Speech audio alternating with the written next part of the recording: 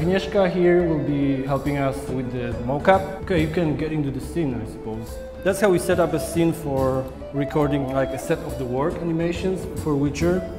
Can you please sit on the chair, so fooling around? No, of course you can fool around on the chair as well. Yeah, watch out for the chair. Let's create some sequence. It should work, hopefully. Ready? Steady, go. We sometimes take different people from around the company when we, for example, record like a normal behavior of normal people. We don't always need an actual actor. Can you go crazy now? Like move the chair to the... Okay, and do T-pose and stop. So it's mainly cutscenes and the combat. The first thing that we were using this room was a combat. I can show you the references that we recorded. That should be interesting for you to see. We have this sword master that records all the movements for Geralt. He's with us since Witcher 1 because he's too good to not do it with him.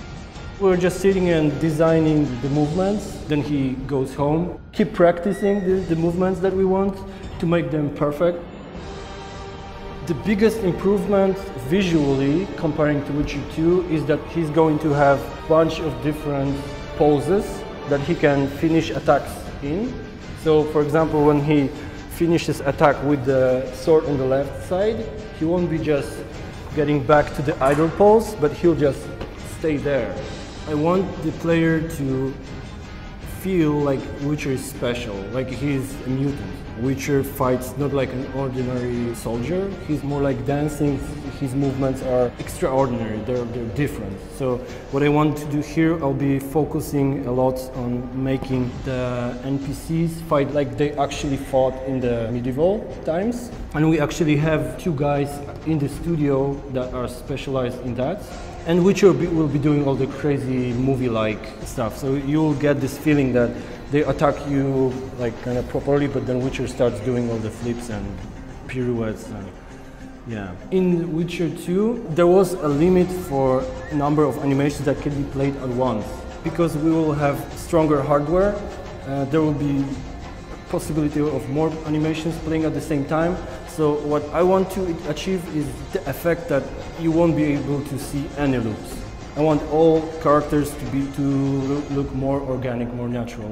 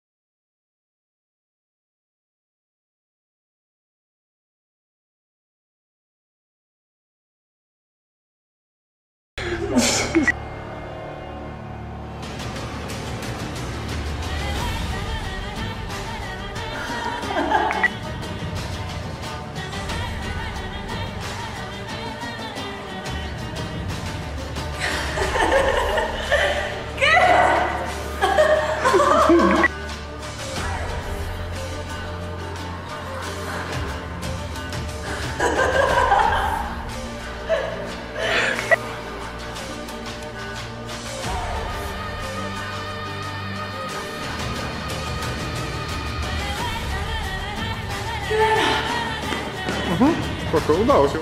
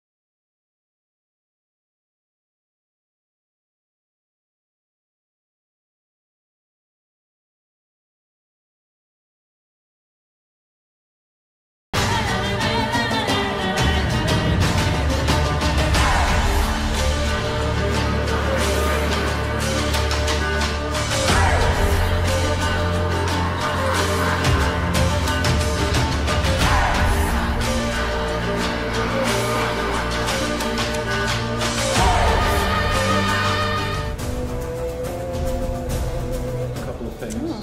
Ładne wdzianko. Yeah.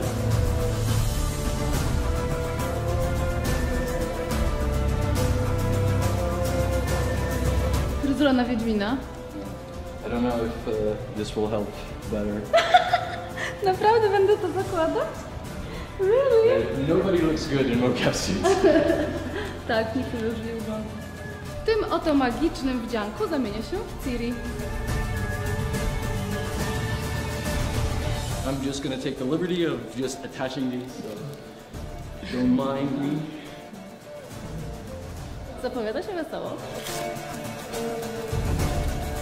O, trochę jest przy tym zachodu.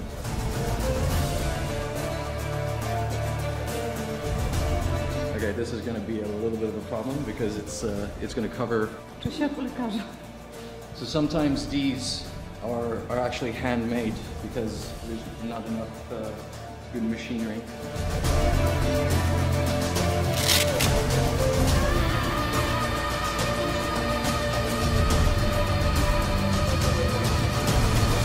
All right, and you should be able to see yourself move, so go ahead.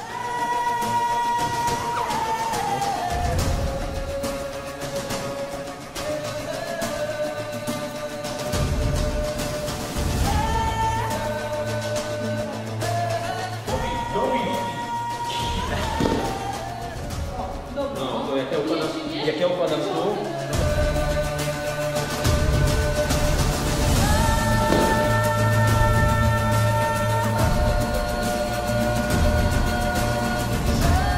So the idea here is that I'm going to die somehow from here. So how do we do this? Do I maybe, step in like this and she can come underneath like that, and then maybe I miss and she maybe Hey, if you wanna stab my balls, that's fine, but you need to kill me, not.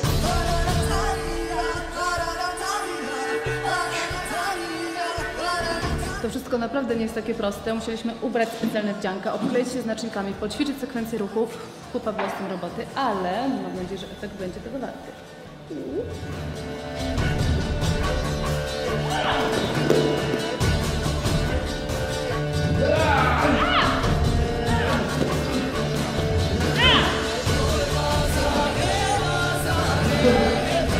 Cool.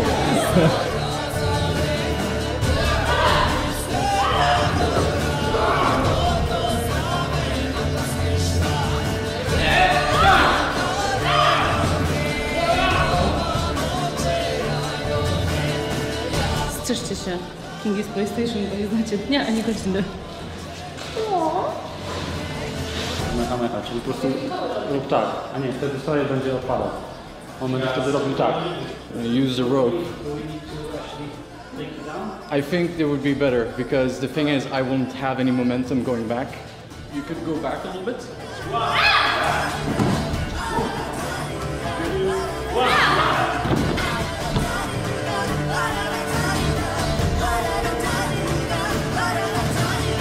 Gamers, I'm John Mamaya, CD Projekt Red. Today we're going behind the scenes to show you some of the development on The Witcher 3. So come with me. All right, come this way. We're going to check out the dialogue room and the character team. So my main focus is to work on the character faces to make sure that every single character from almost 90 main characters and 2000 secondary and background characters has the same good quality of the mimic system. Hi, I'm Bill Daly. I'm a secondary lead on The Witcher 3. We've implemented NVIDIA's Hairworks technology. The Hairworks allows us to modify the density, the clumpiness, the shape, the waviness of the hairs. In that sense, we spent quite a bit of time making sure that our main character's Geralt's hair looks great with Hairworks. And the other example would be this bear, which is basically a huge amount of fur moving, and you can really see all that fur simulated on the bear, and it moves so naturally. Hello, my name is Edward. Mainly I work on character controls and camera, so I work mostly on Geralt. And one of the great things of the game, as you probably know, is like the extreme detail in everything. A Epic's destruction allows us to create more dynamic environments, hidden treasures. You can interact with it. That's what you like to destroy, that you can do it. This guy's name is Michael Stats. I'm an art producer. We're building the world of The Witcher, lighting it, giving it the right atmosphere, and adding visual effects to the world. From the very beginning, we've been working together with NVIDIA. NVIDIA has a lot of new ideas that enhance the game's experience. So it's a real pleasure to show you guys around the studio today and introduce you to some of our developers on the team. I can tell you myself that I'm really excited about the game on PC. It's really going to blow minds. That's all I got to say. Got to get back to work and see you soon. My name is Balázs and I'm a gamer. My name is Krzysztof and I'm a gamer. I'm Łukasz and I'm PC gamer. You're insolent because you believe I cannot afford to hurt you. Can you explain this? Are you my foe? Yeah. Yeah, that one here. This is my first video game that I've performed in. It's a whole new world for me. It's quite exciting, actually. I shall say this once. Stop. My character he's a very, very powerful man. Probably the most powerful man. And as such, he doesn't need to throw his weight around. He's a man of few words.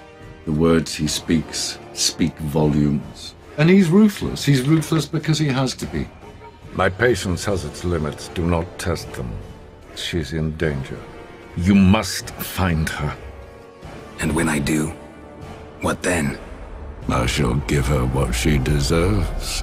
The whole rise in the popularity of fantasy now, it's quite extraordinary, really. It's no longer the realm of children's entertainment. It is real. So the whole thing now appeals to quite discerning adults because the special effects are so real. The worlds that are created are so believable, but it also employs the most wonderful cinematic techniques. What I saw of video games 10 years ago, I mean, that's like a whole other world.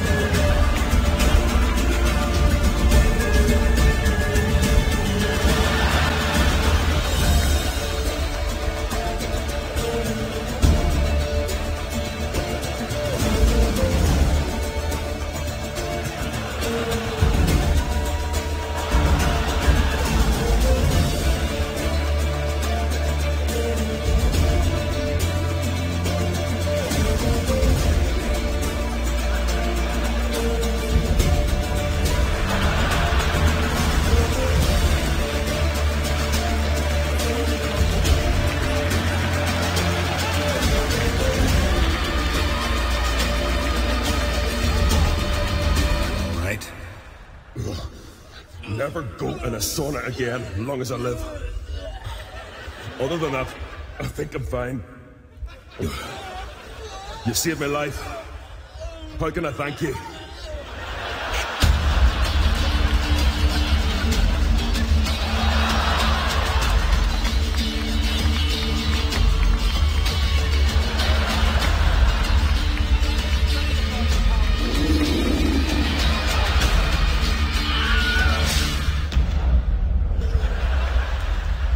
dźwięki do tak wielkiej gry, jaką jest Wiedźmin 3, było nie lada wyzwaniem.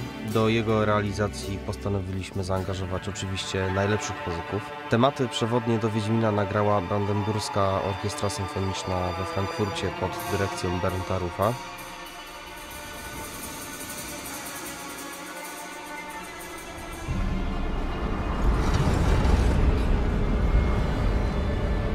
W Polsce zaś nawiązaliśmy współpracę z niesamowicie utalentowanymi muzykami folkowymi, ekspertami w swojej dziedzinie, którzy najlepiej wiedzą, czym jest folk i jak go grać tak, żeby brzmiał prawdziwie. Tych dźwięków nie da się wykrzesać ze współczesnych instrumentów, stąd też w projekcie udział grupy Percival czy Roberta Jaworskiego, multiinstrumentalisty zespołu Żywiołak, który nagrał dla nas partie lutni, liry korbowej, fidli renesansowych i gęśli gdańskich.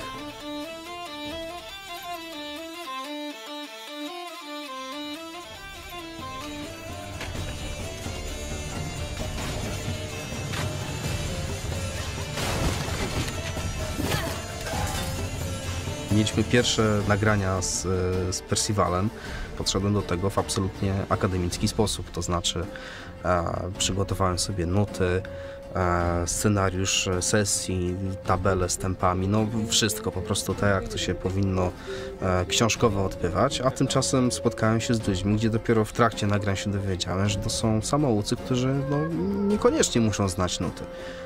Tylko Kasia z Percivala jest po szkole muzycznej, reszta totalnie sama uczyła się gry na instrumentach, co z jednej strony wzbudziło mój ogromny szacunek, bo jednak jest to niemałe osiągnięcie, ale z drugiej strony też wprawiło mnie w spore przerażenie, no bo jak ja się teraz z nimi dogadam. Coś mnie olśniło i stwierdziłem, dobra, czas wyrzucić papiery za okno. Zróbmy to zupełnie inaczej. Wyglądało to mniej więcej tak, że powiedziałem na przykład Mikołajowi, bierz sas i teraz graj mi na przykład to, ty weź ten instrument, ty zrób to, a ty zrób to i teraz zróbmy z tego podstawę i zobaczymy, co się będzie działo i gdzie nas to dalej zabierze.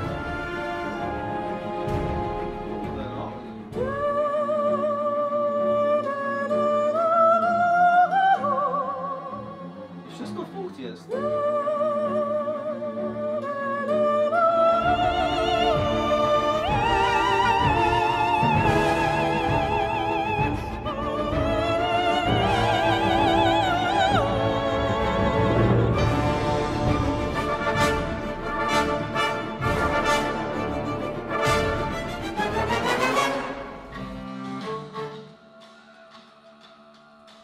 No i okazało się, że to jest ten wspólny dialekt, którego nam brakowało. Momentalnie prace ruszyły z kopyta. Okazało się, że muzycznie potrafimy się świetnie zrozumieć, że nadajemy na tych samych falach i że kręci nas w muzyce dokładnie to samo. Bardzo duża ilość materiałów w Wiedźminie 3 to jest tak naprawdę właśnie efekt improwizacji. My mieliśmy ze sobą kilka dni, gdzie byliśmy zamknięci w 4 ścianach po paręnaście godzin dziennie. Byliśmy otoczeni instrumentami, mikrofonami i po prostu zachowywaliśmy się jak dzieciaki w lunaparku. Robiliśmy różne dziwadła i z tego tak naprawdę na bieżąco powstawała muzyka.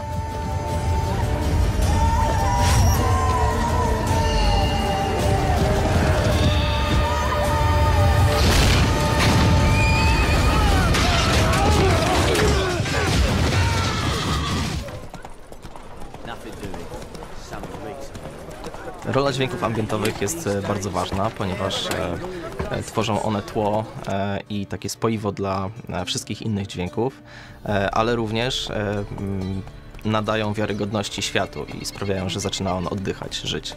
Tu każdy niuans ma znaczenie. Zmiana pogody sprawia, że natura natychmiast brzmi inaczej. Przy silnym wietrze lub burzy milkną zwierzęta, inaczej szumią drzewa, inaczej brzmi nurt rzeki. Naszym głównym celem było to, żeby osiągnąć jak najbardziej naturalny i jak najbardziej organiczny dźwięk. Grunwald był dla nas fantastyczną okazją, aby nagrać i sprawdzić, jak na żywo w terenie, w naturalnych warunkach brzmią elementy średniowiecznego uzbrojenia. Odgłosy zbroi, czy to odgłosy ludzi chodzących, czy to odgłosy kowali.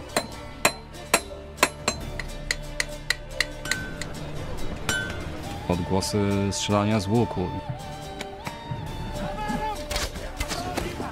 odgłosy nawet bohurtów. Tego się praktycznie nie dostanie w bibliotekach, więc przyjechaliśmy po to, żeby uzupełnić zapasy.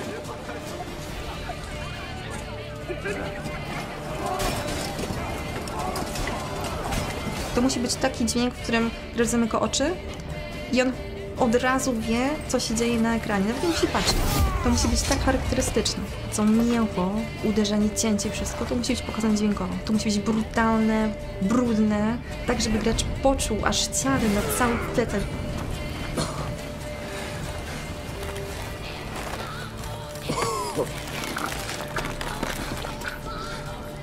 Potrzebowaliśmy postprocesu pod rycerzy i pod głosy rycerzy, więc stwierdziliśmy, że nie będziemy robili tego klasycznie equalizerami i normalnym postprocesem, tylko nagramy po prostu dany szum wkładając na głośnik hełm.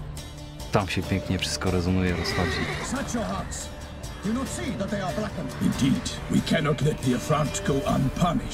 Część dźwięków była nagrana w naturze, ale również bardzo dużo, szczególnie detali, było nagranych u nas w studiu.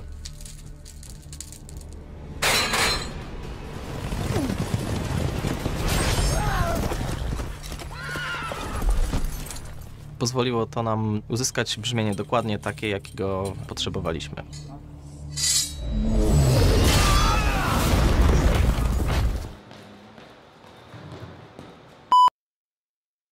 First of all, we need to start out with some basic attacks. So we need attacks for left foot and right forward. Fine. So if we start off with left foot forward, sword over on the right, just single attacks going forwards. Okay.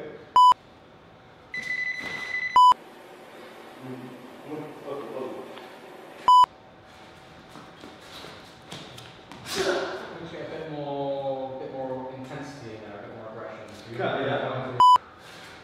Stop. No, again. Let's see the second part of the combo. Still feels a little bit feminine. So it's going to be combo with pick me sign. Yeah. Okay, so T first.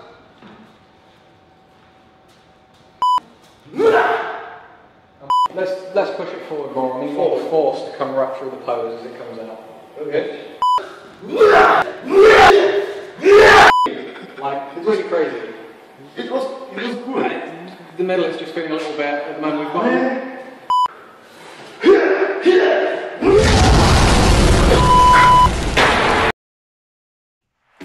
Oyunumuzun bu bölümü sona erdi. Heavy TV kanalına abone olmak için sol taraftaki simgeyi, devam bölümünü izlemek içinse sağ taraftaki simgeyi tıklayabilirsiniz. Şimdilik görüşmek üzere.